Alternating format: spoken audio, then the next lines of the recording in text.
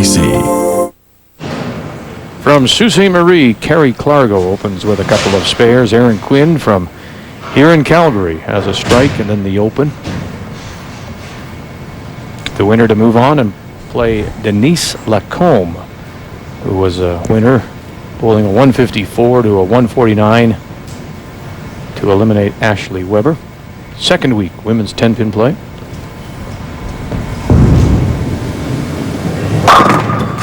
Boy, that is a solid hit, isn't it? Just like a freight train going down the lane.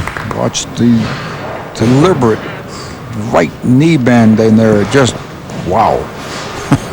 Wow, you're right. Those 10 pins go down. Erin Quinn, a little full, and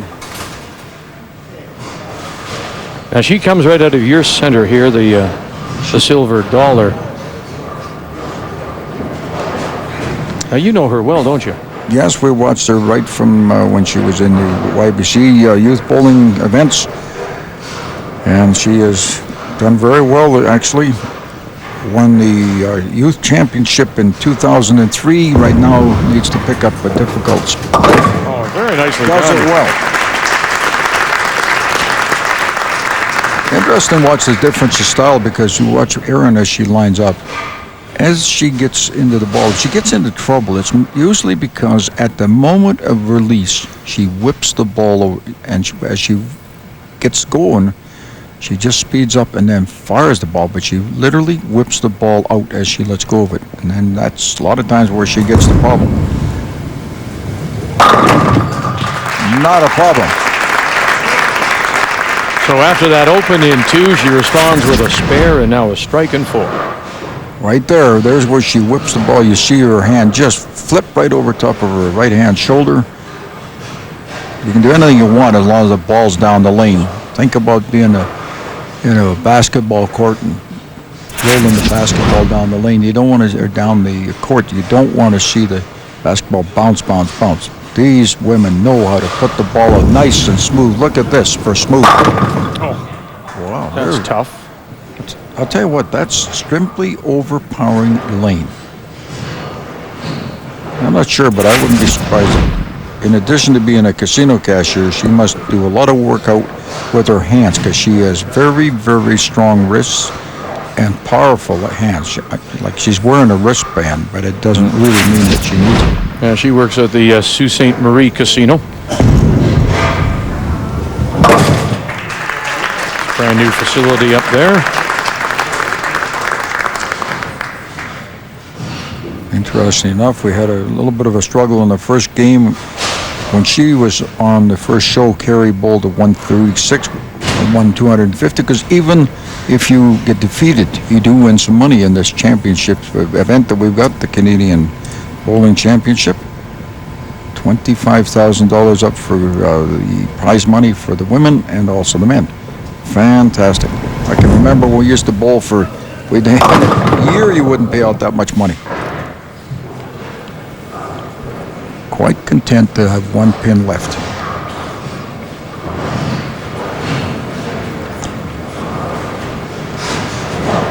Actually, she may not have bowled on television very much, but she certainly has a CTV championship in her hand. She won the singles gold in '97 and won in the team event in '94, so she's been around in the bowling match. Oh yeah, I mean, her resume includes lots of top-notch competition. As we say, she's a national singles champion back in '97.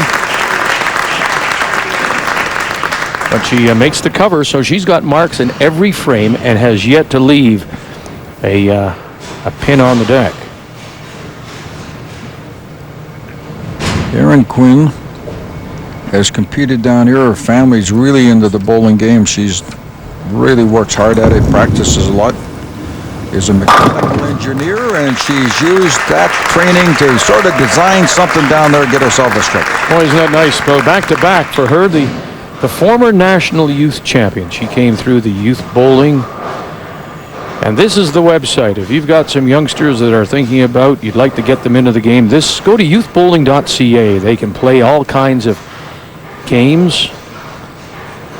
It's a wonderful site, youthbowling.ca. I think the genius sitting beside us here with the computer is probably the one that come up with that game. These young people today, I can't even plug them in properly. These young people today are just absolutely amazing. Well, it's all designed by Kevin Burns, who is part of the Bowling Proprietors Association, works for them, and he's invaluable to us statistically, so we thank him for everything he does and for developing a wonderful website.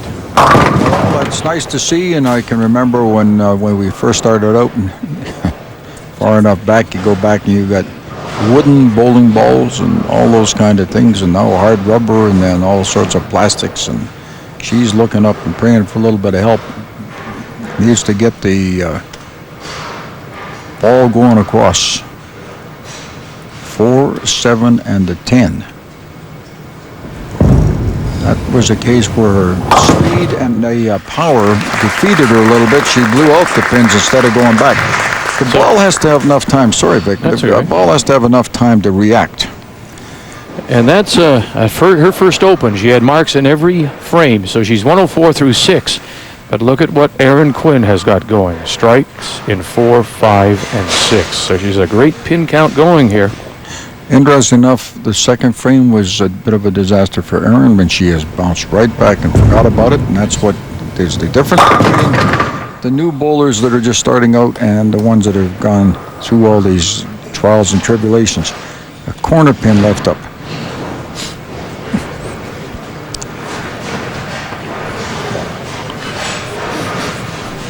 We'll take a look. She has an interesting thing here on her thumb.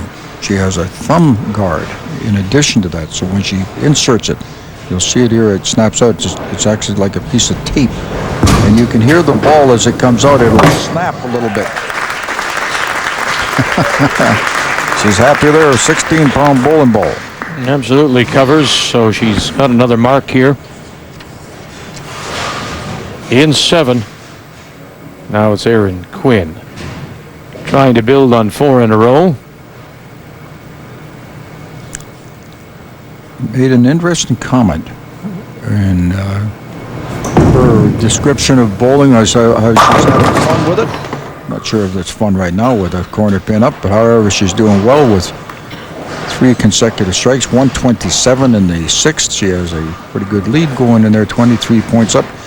Kari Clargo was making a comment that when she wants to practice, she wants to try to slow down and control the excitement. Erin sometimes needs to get the excitement going. She was hoping that ball would get going. Watch how close it comes to going into the channel. Over there, wow, just another couple of inches and it would be a problem. But you can see what those strikes have done for her. She's now up by 23 through 6, both bowlers with spares up in 7.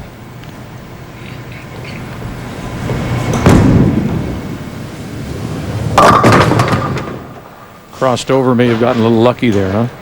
Indeed, and when you get a break like that and the speed managed to give her the time to let the ball get the pin spinning around a little bit, she likes to, with her husband, Jeremy, she likes to go hiking, snowshoeing, camping, walking, and biking, so you know why she's in shape. Gives her a nice workout for her legs, and legs are the things that help you in most sports, and it certainly comes into this game when you have to work out as much as they do. But all those exercises she's talking about, that'll help.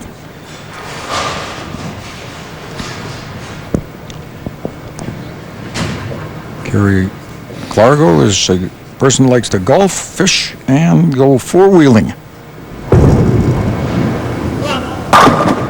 Wow. And that was a four-wheeling kind of strike. I'll tell you what, if she wasn't as powerful as she is, that would have gotten in trouble. She'd have got into a split problem. Look at the authority, the way she released that bowling ball. Now she can get a strike here. She needs to get the strikes going back into the hunt. But by the same token, that power can get you into trouble. You said that she can overpower the racket pins. Well, you just have to look at her. She is strong, and if you get a chance down there, you let that ball go. Look at the power, the release. She can compete with any male bowler you want for strength, and it will be in that case just there. The pins go over and go behind, and they watch the pins. The pins fly up and over behind instead of going straight back and spinning around. You want them doing like a helicopter. Watch these pins as they get hit. They go boom, right straight up. Nothing going over towards the 7 pin. There's the insert, the thumb, puts it in there, got the wrist guard on, and now she has the spare. You know what? Nice recovery for Kari. She has that open in 6. Comes back with a spare strike, and now another mark, a spare in 9. So Erin Quinn to bowl 9 and 10. She'll set the foundation here and then try to put the pressure on Kari Clargo. What she needs to do is keep her head into the game, concentrate enough to make sure she goes through just like she did there and doesn't ease up at the moment of release. 4-7 gives her certainly a spare shot. It should be routine.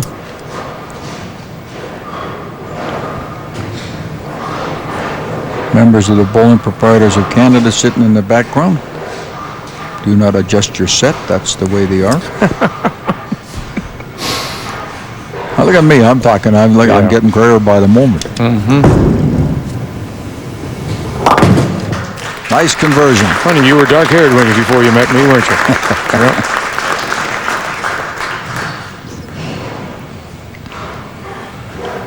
So it's a 20-pin advantage for Erin Quinn. Both with spares up, and this will decide it. She can get a strikeout here, and she locks it up. 214 potential. No. 7 pin up, and look at the 2 pins laying there in the lane and 1 in the channel. Just need a little tap. Huh?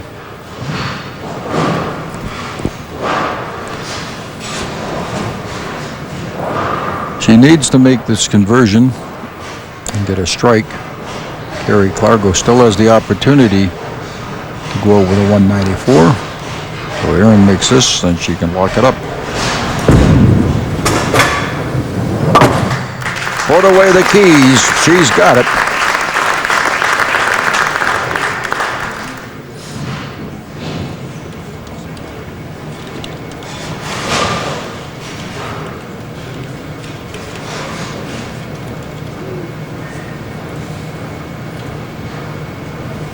Quiet. You could hear a pin drop. Pushes the ball out, then resets, and away she goes. And there it goes. That's the one. That's the little tap she needed for their first in 10. This is the ball and the break she needed. Here we go all the way down. Look at that. The last one, she had 2 pins laying there in the pin in the channel. This time around, it went down.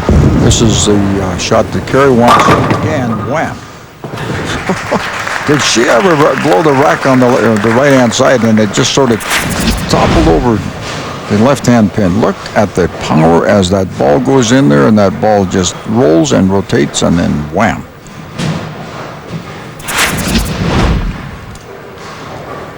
The bowling ball will skid, roll, and then hook. The more speed you have on it, the more it will skid right at the first part of the lane. It'll get out to about where the arrows, and it'll start to roll, and at the end it'll hook. Wow. She literally overpowers the pin. It's just amazing to watch. She could go into a competition for like 20. I remember in '74 I set up the 50-game marathon that we had in the Philippines, and this bowler right here could certainly have been right with us in that competition. It was a fantastic competition. Wrapping it up. Got another one. She does. Look at that. Got the speed up, tightened it up a little bit, and finishes with 3 in a row for a 194. But the real difference came earlier in that open frame, the untimely open in the 6th. for Kari Clargo. Erin Quinn had her open very early and then marked all the way out for a 2:03. So Erin Quinn of Calgary will now face Denise Lacombe